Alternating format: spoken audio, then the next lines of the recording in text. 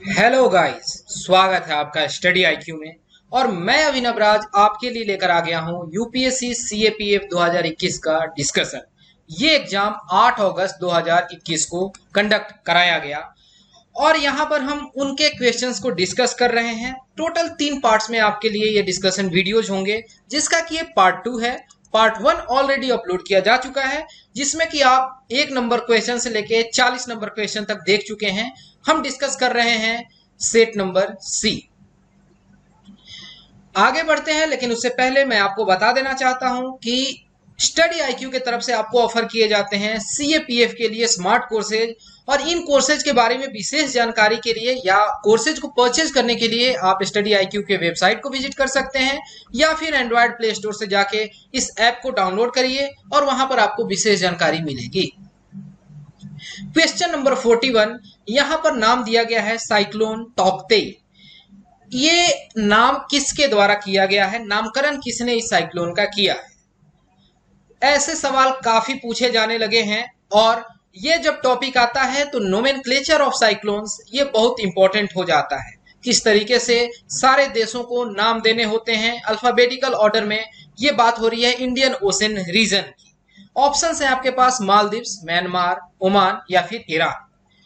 हम आंसर देखेंगे, लेकिन उससे पहले ये लाइव मिनट का एक आर्टिकल देखिए, जहां पर बताया गया है cyclone Tauktae, what does it mean, how is it named and more. यहाँ पे पता चलता है कि ये नाम जो है म्यांमार के द्वारा दिया गया है, और इसके बाद जो भी साइक्लोन आए उसका नाम होगा यास, जो कि ओमान के द्वारा नाम दिया गया था। इस तरीके से ये नामकरण चलते रहता है। सवाल बहुत सिंपल है, अब आप समझ गए। इसका सही जवाब हो जाएगा option number B.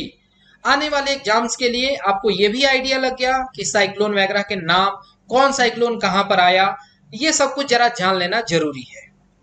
Question number 42, 42 number question, जहां आपसे पूछा जा रहा है, मैच कराने के लिए कहा जा रहा है, जो यहाँ पे अलग अलग वेरिएंट्स हैं कोविड-19 के, और वो किस देश में सबसे पहले आइडेंटिफाई किए गए, जैसे alpha variant, beta variant, gamma variant या फिर डेल्टा वेरिएंट।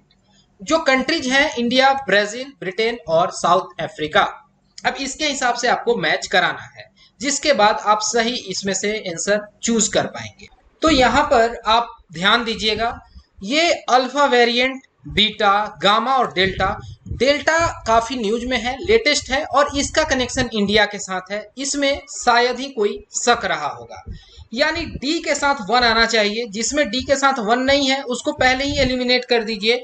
50% तो काम ऐसे आसान हो गया। जो अल्फा वेरिएंट है ये ब्रिटेन में सबसे पहले डिटेक्ट किया गया, यानी ए के साथ 3 होना चाहिए। जो बीटा वेरिएंट है ये कहां पर, तो ये साउथ अफ्रीका में।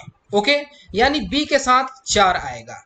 और बच गया गामा, जिसको कि ब्राजील में डिटेक्ट किया गया। तो सही जवाब आपके पास हो जाता है option number A.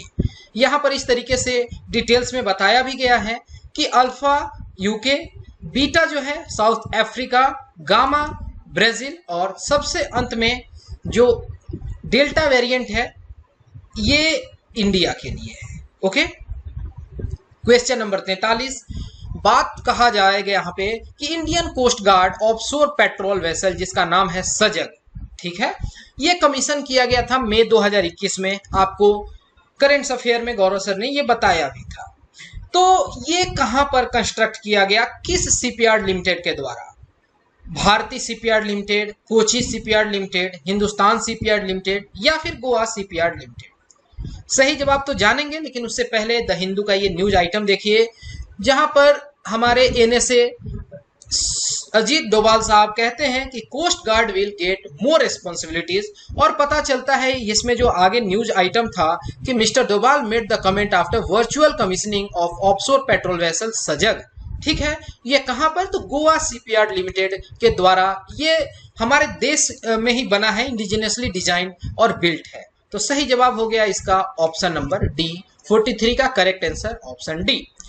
Question number 44, who among the following was the head of the expert committee on variable capital company in India which has submitted its report recently? ठीक है, ऑप्शंस हैं केपी कृष्णन, केतान दलाल या फिर जे रंजन याकुलू और बॉबी पारिक। ये देखिए पीआईबी, पीआईबी में ministry of finance के तरफ से दिया जाता है। Expert committee on variable capital submits its report to the international finance services centre authority. ये न्यूज आइटम है 1 जून 2021 और यहाँ पर बताया गया है डॉक्टर केपी कृष्णन के बारे में, जो कि हेड कर रहे थे कमिटी को। तो सही जवाब 44 का ऑप्शन नंबर ए। ठीक। Question number 45, which one of the following states ranked first on sustainable development goals India index, जो कि नीति आयोग के द्वारा रिलीज किया जा रहा है और साल 2020-21 के लिए पूछा जा रहा है। मेरे हिसाब से इसमें ऑप्शंस की भी जरूरत नहीं है। आप जानते हैं कि सबसे अधिक स्कोर 75 केरला को मिला स्टेट्स के कैटेगरी में, और सेकंड नंबर पर हिमाचल, तमिलनाडु थे, फिर आंध्र प्रदेश, गोवा, कर्नाटका, इस तरीके से, यानी टॉप आपसे पूछा गया। सही जवाब इसका हो गया केरला। क्वेश्चन नंबर 46, आपसे थीम पूछ दिया गया है वर्ल्ड ओशन डे 2021 का, और ऑप्शंस हैं innovation for a sustainable ocean, the ocean, life and livelihoods, gender and oceans, clean our oceans. क्या होगा सही जवाब? तो ये देख लीजिए, यहाँ पे यूनाइटेड नेशंस के जो वर्ल्ड ओशन डे है जो उसके हिसाब से ये 8 जून 2021 डेट भी इंपॉर्टेंट हो जाता है। 5 जून को हम इन्वायरमेंट डे मनाते हैं, उस पर भी सवाल पूछा गया था। ओशन डे जो है उस पर भी सवाल, यानी डेट्स बहुत इंपॉर्टेंट है। ओके, और यहाँ पर जो थीम है लाइफ एंड लाइवलीहुड्स, तो अब तो आप काफी इजीली बता पाएंगे कि सही जवाब इसका जो है ऑप्शन नंबर बी होगा, 46 का सही जवाब। Question number 47 in the latest Chandler good governance index, जो क्लासिफाई करता है 104 कंट्रीज को in terms of government capabilities and outcomes, यहाँ इंडिया का रैंक क्या रहा? कई बार एमसीक्यू में आपको ये मिला होगा, आप बिल्कुल जान रहे होंगे। सही जवाब जो है इसका ये है 49वां, 49th, यानी इंडिया के लिए न्यूज छपा था कि इंडिया टॉप 50 में है। ओके, यहाँ पर आप देख लीजिए द हिंदू का न्यूज है, national news, India rank 49th इन CGGI। ओके, यहाँ पर टॉप फिनलैंड ने किया था, फिनलैंड जो कि एक स्कैंडिनेवियन कंट्री है। क्या आप उसकी राजधानी बता पाएंगे? क्वेश्चन नंबर 48, यहाँ पर पूछा जा रहा है कि scientist at CSIR NCL Pune with support of water technology initiatives of Department of Science and Technology, Bharat सरकार, इन्होंने एक नोवेल हाइब्रिड टेक्नोलॉजी डेवलप किया है जो कि safe and healthy drinking water दे सकता है। तो इस हाइब्रिड टेक्नोलॉजी का नाम क्या है? सेफ वाटर, स्वास्तिक, आर्सिरॉन निलोजेन या फिर फ्लोराइड निलोजेन? करेक्ट आंसर है इसका ऑप्शन नंबर बी, स्वास्तिक। यहाँ पर आप मिंट का आर्टिकल देख लीजिए, CSIR NCL lab leverages Ayurveda for safe drinking water technology, और यहीं पर बात बताई गई है स्वास्तिक के बारे में। ठीक है, ये इंपॉर्टेंट है, आपको पता होना चाहिए। Question number 49, which one of the following films has won the best film award in environment conservation category at 69th National Film Fair Award, not Film Fair Award, National Films Award 2021। ध्यान दीजिएगा, best film environment category में। Options मैं दे दूं hint के लिए आपको कि अरुणाचल प्रदेश की एक मूवी है। क्या नाम है इसका? जनाकी पोरुआ, या फिर वाइल्ड कर्नाटका, या फिर वाटर बरियल, या फिर रोनुआ हु नेवर सरेंडर। सही जवाब है इसका ऑप्शन नंबर सी, अरुणाचल की फिल्म है वाटर बरियल, जिसका कि ये कवर पिक आप देख पा रहे हैं अपने स्क्रीन पे। Question number 50, which one of the following books was declared winner of the 2021 international Booker prize? ये एक बहुत साधारण सा सवाल है। ऑप्शंस हैं at night, all blood is black, the dangers of smoking in bed, when we cease to understand the world, या चौथा option the world of the poor. क्या होगा सही जवाब? आसान सा सवाल है जिसका सही जवाब है ऑप्शन नंबर ए, और eight night all blood is black. जैसा आप देख पा रहे हैं, विनर है ये इंटरनेशनल बुकर प्राइज 2021 का। राइटर कौन है? तो डेविड डायो। क्वेश्चन नंबर 51, यहाँ मैथ्स का एक सवाल है। आपके इंटेलिजेंस को चेक किया जा रहा है। कहा जा रहा है कि एक स्टॉक क्लियरेंस सेल चल रहा है जहां पे शॉपकीपर 40% ऑफ देता है सारे आइटम्स पर। अगर इस तरीके से उसे 25% लॉस होता है by selling an item at mark price 2000 rupees, ठीक है, तो उसका कॉस्ट प्राइस क्या रहा होगा। ठीक है, यहाँ पे 40% डिस्काउंट दिया जा रहा है, समझ गए। मार्क प्राइस कितना है, तो 2000 रुपए है। ओके, अब यहाँ पे बता दिया गया कि डिस्काउंट 40% का है, यानी सेलिंग प्राइस कितना हो गया 2000, और 2000 में से 40% ऑफ 2000 को अगर घटा दें तो आपके पास जो जवाब आएगा तो आप उसको समझ गए कि ये 1200 रुपए हो गए। अब बात की गई कि 25% ये जो है लॉस हो गया। ठीक है, तो सीपी क्या होगा, बहुत सिंपल है, फॉर्मूला पर रख देंगे ना कि जो भी हमारे पास सीपी निकालना है कि SP into 100 by 100 minus loss. Okay, तो रख देते हैं 1200 गुने 100 बटा 100 माइनस 25। तो सब तरीके से आपको आंसर मिल जाता है कि 1600 रुपया 1600 रुपी जो है इसका करेक्ट आंसर हो जाएगा। 51 का सही जवाब ऑप्शन नंबर सी। अगला सवाल क्वेश्चन नंबर 52। ये जो सवाल है यहाँ पर कहा जा रहा है कि एवरेज एज जो है राज का और उसके पिता का वो 45 वर्ष है, यानी दोनों के उम्र का योग कितना होगा, 90 साल होगा। आप समझ गए, एवरेज क्योंकि निकाला गया है। अगर एज जो है फादर का और ग्रैंडफादर जो राज के हुए यानी राज के दादाजी, तो are respectively 2 and 3 times the age of Raj, तो आपको राज के ग्रैंडफादर का एज कैलकुलेट करना है। ओके, मेरे हिसाब से ये एक सवाल आसान है जो कि आप मौखिक भी बना सकते हैं, लेकिन कोई बात नहीं। मान लेते हैं कि राज का एज x है तो उसके पिताजी का एज 2x हो जाएगा और उसके दादाजी का एज 3x हो जाएगा। सिंपल सी बात है। यहां पर यह भी कह दिया गया कि x प्लस 2x यानी राज और उसके पिताजी का एज जो है वो कितना हो जाएगा 2 into 45, ठीक है ना, यानी 3x इक्वल टू 90, इसलिए x का वैल्यू कितना हो गया 30 हो गया। अब राज के दादाजी का एज पूछा जा रहा है जो 3x है, यानी 3 गुने 30 कितना हो जाएगा 90 वर्ष। आसान तो था ना। ओके, 52 का सही जवाब option number B. Question number 53, आसान सवाल। स्मॉलेस्ट नंबर क्या है जो कि ऐड किया जाना चाहिए 10,000 में ताकि वो डिविजिबल हो जाए 20, 24 और 30 से। क्या करेंगे, सबसे पहले 20, 24 और 30 का एलसीएम निकाल लेंगे जो कि होगा 120। ओके, अब यहां पर 120 से हम भाग देंगे 10,000 में। ठीक है, तो इस तरीके से पूरा आप कैलकुलेशन करिए, आपको 83 जवाब मिल जाएगा यहां पर, और रिमाइंडर आपको मिलेगा 40। कोसेंट हो गया 83। आपको अब बताना है स्मॉलेस्ट नंबर क्या होना चाहिए। यही वो नंबर है जो कि ऐड कर दिया जाए तो आपको आंसर मिल जाएगा कि ये कंप्लीट कट जाए, यानी कि कितनी कमी रह गई, तो 120 में से 40 को घटा देंगे तो 80, यही कमी रह गई ना। अगर ये 80 अधिक रहता तो 84 टाइम्स में कंप्लीट खत्म हो गया रहता। तो सही जवाब क्या हो गया ऑप्शन नंबर सी 80। अब अगले सवाल पे चलते हैं जो कि मैथ्स का ही सवाल है। कहा जा रहा है कि suppose the nth term of the series 1 plus n/2 plus n²/2। ठीक है, if there are 20 terms in the series, तो सम क्या होगा उस सीरीज का बताना है आप। कि कोई भी अगर फर्स्ट टर्म है तो वो आप रख लीजिए n का वैल्यू 1, सेकेंड टर्म है तो n का वैल्यू 2 रख लीजिए, और इस तरीके से 20 टर्म्स हैं तो 20वां क्या हो जाएगा 1 प्लस 20/2 प्लस 20 का स्क्वायर यानी 20 गुने 20/2 यानी 10, यानी कि हो गया 1 जोड़ 10 जोड़ 200, यानी कि 20वां टर्म 210 हो गया। और हमारे पास पहला टर्म यहाँ पर क्या है 1 प्लस 1/2 प्लस 1/2 यानी कि 2, ये फर्स्ट टर्म हो गया, और ये हो गया हमारा 20th टर्म।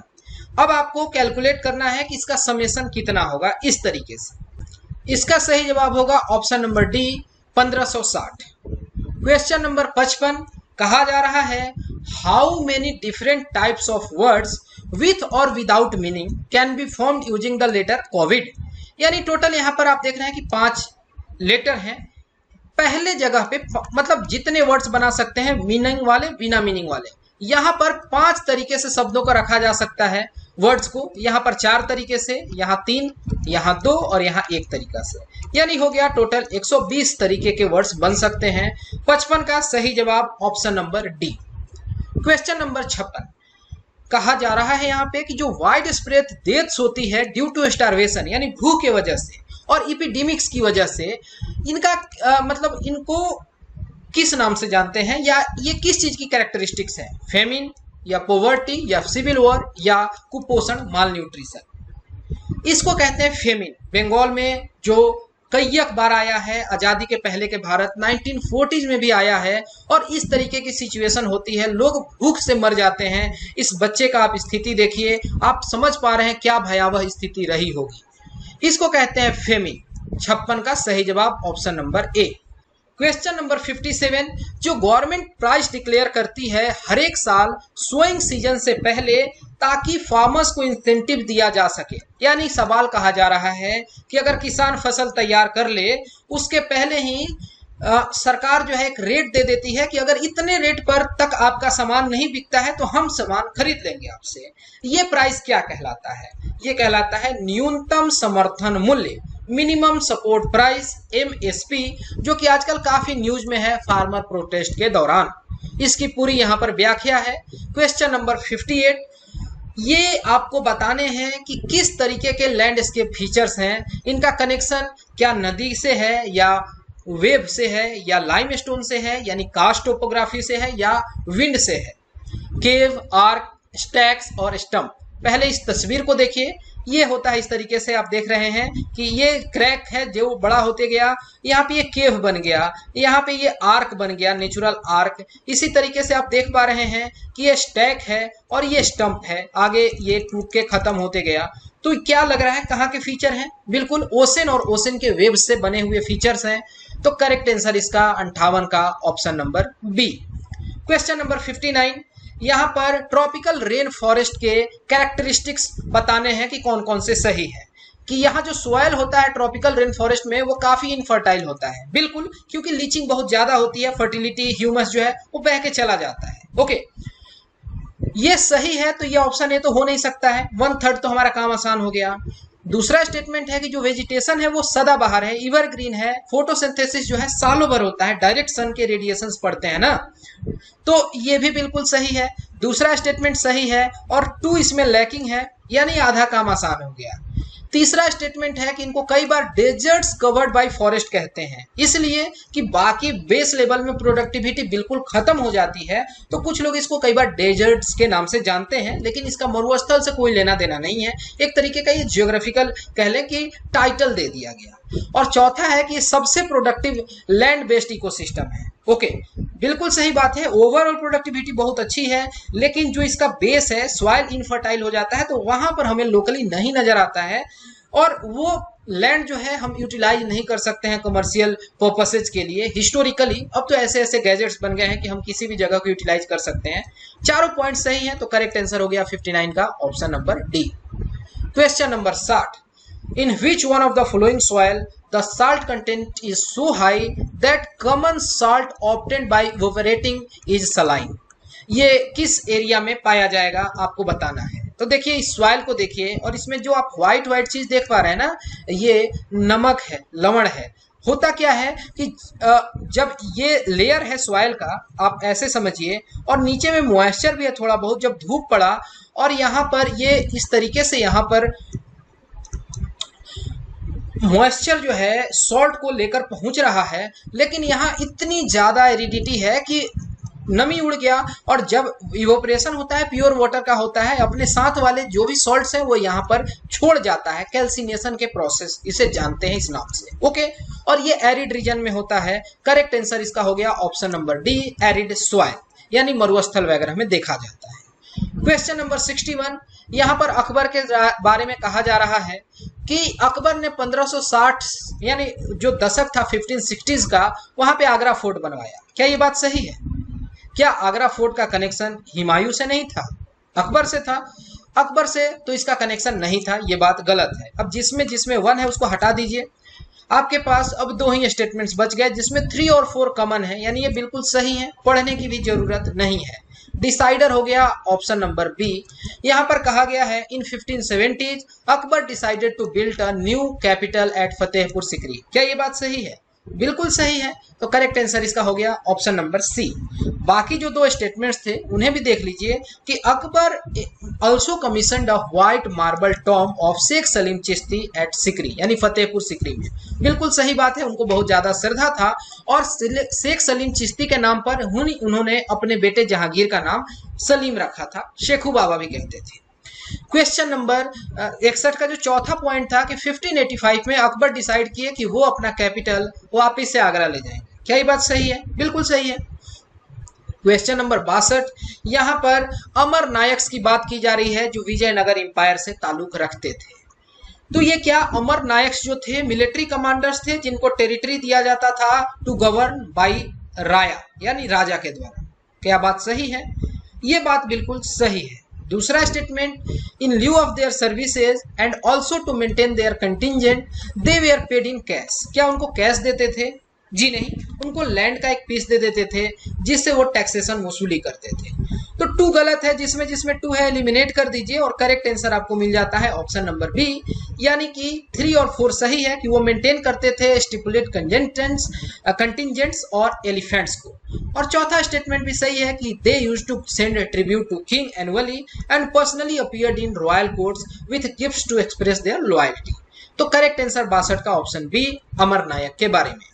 क्वेश्चन नंबर 63, ये सबसे आसान सवाल, यहां पर आपको मैचिंग कराना है। परमानेंट सेटलमेंट क्या लॉर्ड कॉर्नवालिस का था, रियोतवारी क्या थॉमस मुनरो का, और महलवारी क्या होल्ट मैकिन्जी का। बिल्कुल सही है, तीनों ही सही है, इसमें तो कोई सेकंड थॉट आना ही नहीं चाहिए। तो 63 का सही जवाब option number D. Question number 64, who among the following assumed the title of Nizam ul Mulk Asaf Jah to set himself up as an independent ruler with his base in Hyderabad. ठीक है, तो जब औरंगजेब का रेन है कमजोर पड़ जाता है तो उस समय 3 बड़े बड़े इंडिपेंडेंट रूलर्स होते हैं, एक अवध के प्रांत में, एक बंगाल के प्रांत में और एक आंध्र प्रदेश जो आज का है हैदराबाद के रीजन में। ओके, तो ये निजाम उल मुल्क असफ जा जो हैं ये चिनकिलिंग खां के नाम से भी जाने जाते हैं। यही 64 का सही जवाब है। क्वेश्चन नंबर 65, यहां पर बात की जा रही है कि which one of the following fundamental rights has not been provided to a person. इसमें से एक ऐसा फंडामेंटल राइट है जो कि किसी व्यक्ति को नहीं प्रदान किया गया है, वो कौन सा है? Protection against prosecution and punishment for same offence more than once. बिल्कुल, क्रिमिनल मामलों में एक बार से ज्यादा सजा नहीं हो सकती है। नो डबल जियोपार्डी, ये तो बिल्कुल सही है। दूसरा है to refuse to give his or her sample of handwriting as evidence to support a prosecution against him या हर। नहीं, ये जो बात है ये सही नहीं है। जरूरत पड़ने पर narco test, DNA test, sampling की जाती है, ये नहीं मिला हुआ है। आपसे नॉट पूछा गया था तो आंसर मिल गया। बाकी to act as a witness against himself, ये बात बिल्कुल है कि कोई भी व्यक्ति जो है अपने खिलाफ गवाही नहीं देगा, इस तरीके का प्रोटेक्शन मिला हुआ है। Right not to be convicted of any offence except for violation of law in force at the time of commission of the act charged as an offence, ये भी हमें मिला हुआ है। रेट्रोस्पेक्टिव हमें सजा नहीं हो सकती है। Question number 66, the constitution of India contain no provision for constitution of municipalities in every state for Nagar Panchayat, municipal council, municipal corporation या अर्बन पंचायत। तो यहाँ पर नगर पंचायत, म्युनिसिपल काउंसिल और कॉर्पोरेशन के लिए बातें की गई हैं, अर्बन पंचायत की बात नहीं है। करेक्ट आंसर 66 का ऑप्शन डी। ठीक है, ये कमिटी जो है आर्टिकल 243(s) में यहाँ पर जिक्र मिला हुआ है। कमिटी मीन से कमिटी जो ऐसा कमिटी जो कि आर्टिकल 243(s) के अंतर्गत कंस्टिट्यूट की गई है। Metropolitan area, municipal area, municipality, इस तरीके से यहाँ पर बाकी बातों को आप पढ़ सकते हैं। क्वेश्चन नंबर 67, यहाँ पर किसी का स्टेटमेंट दिया गया है, कोटेशन दिया गया है कि ऑन 26 जनवरी 1950 वो दिन है जबकि हमारा कॉन्स्टिट्यूशन बन के तैयार हो गया है और उसके कुछ कुछ प्रोविजंस जो है वो इफेक्ट में भी आ गए। When मतलब ये इस दिन की बात हो रही है। We are going to enter a life of contradictions. In politics, we will have equality and in social and economic life, we will have inequality. ठीक है, इस पूरे स्टेटमेंट को अगर जानना है तो आप इस पूरे कोट को पढ़ सकते हैं। डॉक्टर अंबेडकर ने इस बात को कहा था, यही आपसे पूछा गया है। तो 67 का सही जवाब option number C, doctor B R Ambedkar.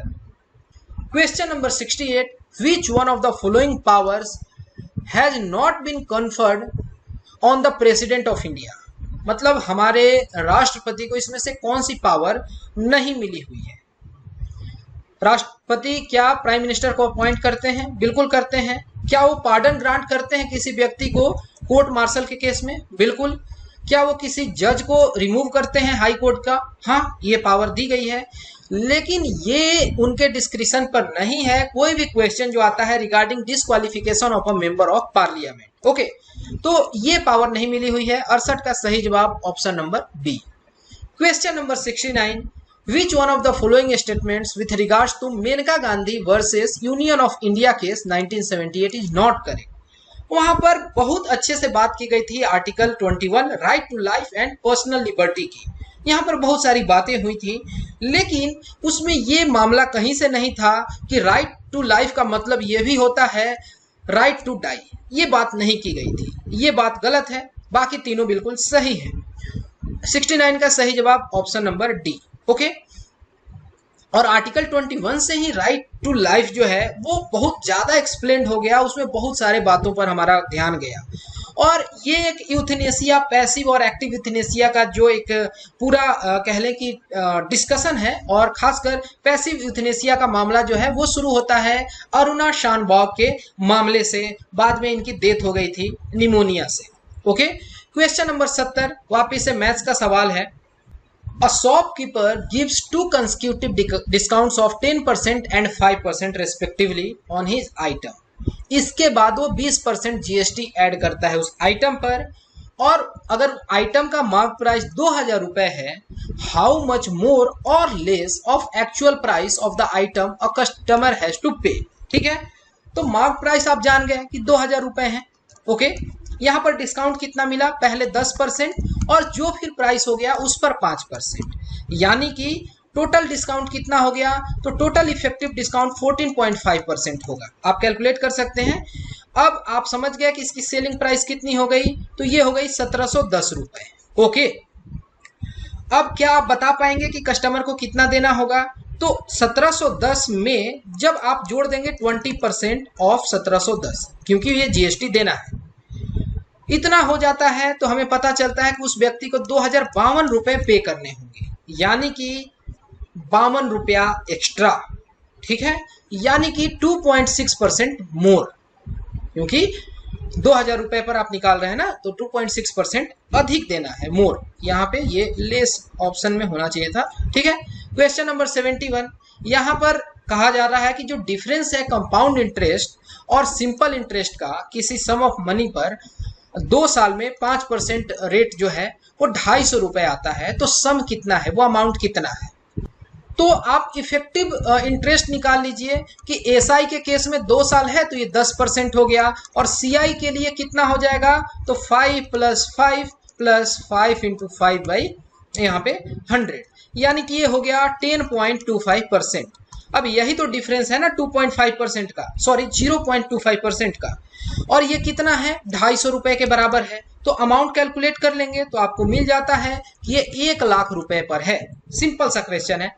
Question number 72, how much water is to be added to 75 ml of alcohol, ताकि जो मिक्सचर है उसमें कहा जा सके कि 25% एल्कोहल हो गया। तो मान लेते हैं ना ऐसे कि x ml ऐड करना है, ओके, और वहां पर अल्कोहल की आपको परसेंटेज 25 आनी चाहिए, तो 75 बाई x + 75, अब ये हो गया। इसको जब परसेंटेज में आप तो करेंगे तो 100 से कर लेंगे, तो ये 25 आना चाहिए वैल्यू। सिंपल सी बात है। अब इसको आप कैलकुलेट कर लेंगे, x का वैल्यू जो आएगा वो आएगा 225 ml। हम लोग यहाँ पर चेक भी कर लेंगे, करेक्ट आंसर ऑप्शन बी है, यानी 225 में 75 जोड़ेंगे तो 300 हो जाएगा। तो 300 और इसके ऊपर में 75 है, गुने 100, 3 ये चला गया, 25% मिल गया ना आंसर। चलते हैं आगे, question number 73, If 35% of a number is 416 more than 27% of same number, तो नंबर क्या है? तो सिंपल सी बात है ना कि 35% of x minus 27% of x is equal to 416, यानी कि 8% of x is equal to 416। अब x का वैल्यू कितना हो गया? 5200 हो गया, 5000। तो करेक्ट आंसर 73 का ऑप्शन नंबर ए। क्वेश्चन नंबर 74 कि इंडिया में ये जो कार्डेमम हिल्स हैं ये किनके कंटिन्यूएशन माने जाते हैं? ईस्टर्न घाट, मिजो हिल्स, नागा हिल्स या वेस्टर्न घाट? मैप देख लीजिए यहाँ पे। इस रीजन को अगर मैं जूम करूं ताकि आप बेहतर तरीके से समझ सकें, तो आप यहाँ पर कार्डेमम हिल्स को देख पा रहे हैं और ये देख पा रहे हैं वेस्टर्न घाट, जिनके ये एक्सटेंशन माने जाते हैं। तो 74 का सही जवाब option number D. Question number 75, नदियों को उनके ट्रिब्यूटरी से मिलाना है सहायक नदी से। सतलज किसकी सहायक नदी है? सिंधु इंदस की है। कोसी किसकी है? तो गंगा नदी की है।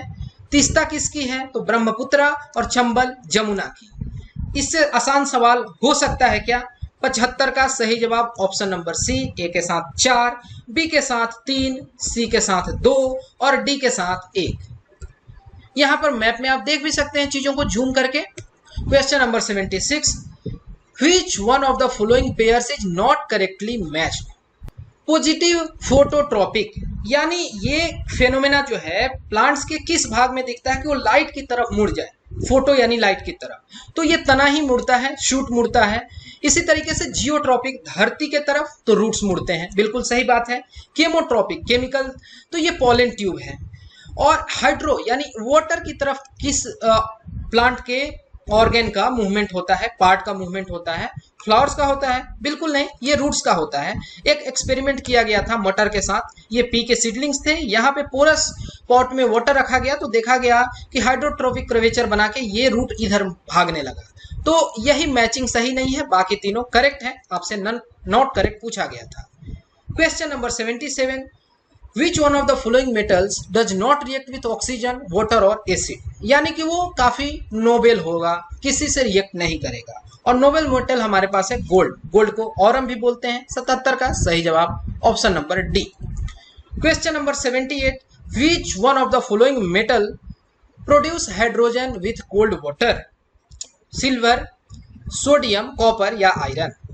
तो जरा अगले स्लाइड को देखिए। यहाँ पर आप देख पा रहे हैं कि यहाँ सोडियम जो है उसको जब वाटर में डाला गया तो बहुत ही फियर्सली ये जलता है, विगोरसली। ओके, ये सोडियम है, ये वाटर है और दोनों रिएक्ट करता है तो NaOH प्लस हाइड्रोजन बनता है। सवाल आपसे यही पूछा गया था कि कौन हाइड्रोजन प्रोड्यूस करेगा। सही जवाब इसका हो गया ऑप्शन नंबर बी।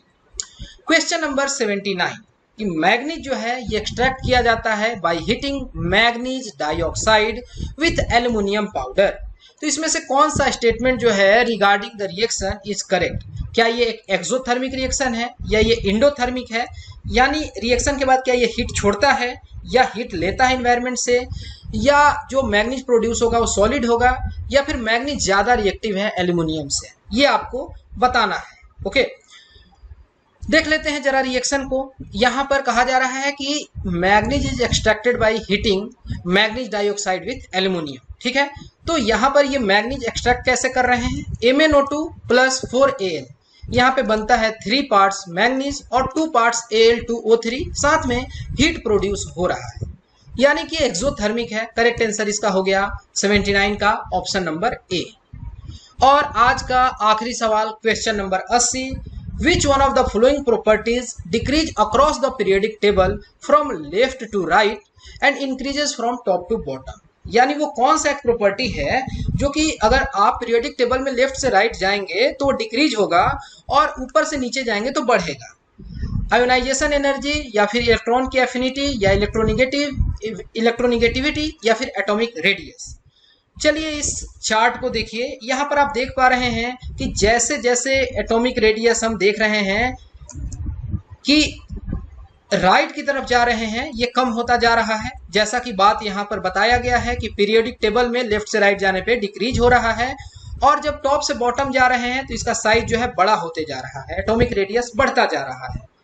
ये ऐसा क्यों होता है? क्योंकि यहाँ पर जो वैलेंस सेल है उसमें एक ही इलेक्ट्रॉन है मतलब कि कम इलेक्ट्रॉन्स हैं, और जब इलेक्ट्रॉन्स की संख्या बढ़ती जाएगी तो ये चार्ज जो है अट्रैक्ट ज्यादा करेगा, क्योंकि न्यूक्लियस में पॉजिटिव चार्ज है और ऑर्बिट्स में निगेटिव है, तो अट्रैक्ट कर रहा है, इसलिए वो खींच जाएगा, छोटा हो जाएगा। लेकिन यहाँ पर हर बार एक एक्स्ट्रा ऑर्बिट ऐड होता चला जा रहा है, इसलिए ये मतलब जो साइज है, एटॉमिक साइज, वो बड़ा होते जा रहा है। तो सही आंसर क्या हो जाएगा इसका? 80 का option number D, atomic radius वो प्रॉपर्टी है। इस तरीके से हम लोग 80 सवाल देख लिए 2 पार्ट्स में। अब हम जब फिर आगे मिलेंगे तो बाकी 45 क्वेश्चंस को देख लेंगे। मैं उम्मीद करता हूं कि इस स्पेसिफिक वीडियो में आपको कोई कंफ्यूजन नहीं रहा होगा, लेकिन फिर भी अगर आपके मन में कोई दुविधा है, कोई संकोच है, तो आप बेहिचक इन नंबर्स को कांटेक्ट कर सकते हैं। फिलहाल इस वीडियो में इतना ही। Thanks for watching and have a great day.